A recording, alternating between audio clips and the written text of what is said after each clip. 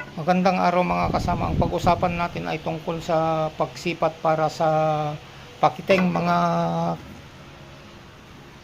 kasama. Ito ay ah, para sa half bullhead.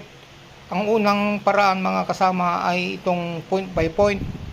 Sa half bullhead o anumang klase ng pakiteng sa bula ay gagamitan natin yung double the distance. Kaya itong half bullhead ay dito sa gilid. Kaya ang gagawin lang natin ay itong point sa object ball na ito sa gilid ay ito lang ang direksyon ng tako natin. Kung manggagaling ang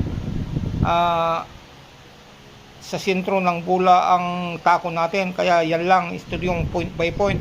Yung pangalawa ay itong maski saan yung direksyon ng saan yung position ng tako, kagaya dito, hindi ito ang titignan natin. Ito mga kasama, i-align natin itong gilid ng mother ball sa dito sa ito, kasi dito yung sentro nila, kaya dito natin i-align.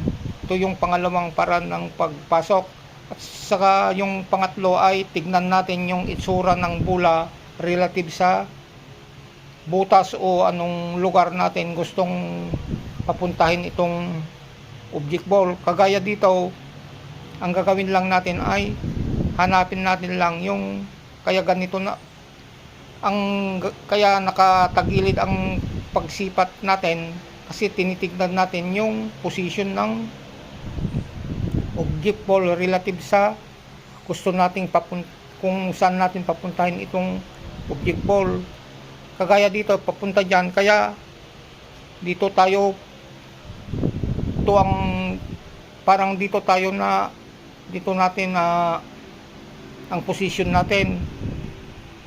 Kaya kung pictos ang gagawin natin, iba ang direksyon ng tako, iba naman ang direksyon ng paningin natin dito, para makita natin itong